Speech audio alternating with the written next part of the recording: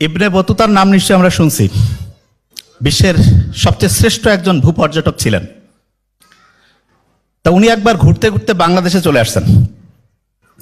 আসার পরে শাহজালাল ইয়ামানের রহমাতুল্লাহ আলাইহির যে দরবার শরীফ, সেখানে উনি আসলেন।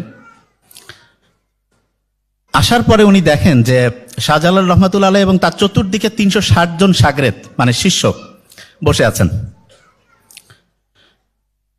কিছুক্ষণ দাঁড়িয়ে থাকার পরে শাহজালাল রহমাতুল্লাহ চোখ খুললেন।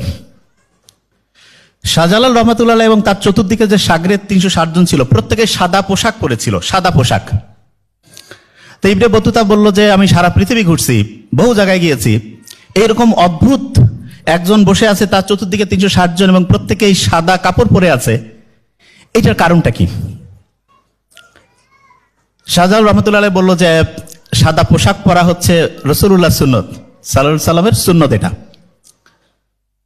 তা উনি বললেন যে এটার সুন্নতের পিছনে নিশ্চয়ই কোনো উদ্দেশ্য আছে, আপনি কি একটু বলতে পারেন যে এটার লাভটা কি? তখন উনি চোখ বন্ধ করলো, কিছুক্ষণ পরে চোখ খুললো, বললো যে সাদা পোশাক যদি কেউ সব সময় পরে, তাহলে তার রোগে আক্রান্ত হওয়ার যে পার্সেন্টেজ সেটা কমবে।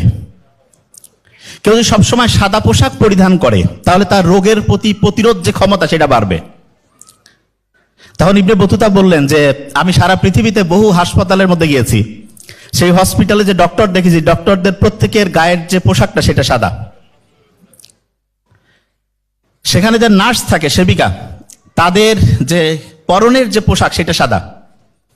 মেডিকেলের মধ্যে, হাসপাতালের মধ্যে যে বেড থাকে, সেই বেডের যে শীটটা সেটা সাদা। তখন উনি বলল যে সারা পৃথিবী আসলে মুহাম্মদ সাল্লাল্লাহু আলাইহি ওয়াসাল্লামের যে সুন্নত, সেটার যে শ্রেষ্ঠত্ব, সেটা বুঝে হোক না বুঝে হোক অটোমেটেড স্বীকার করে নিয়েছে।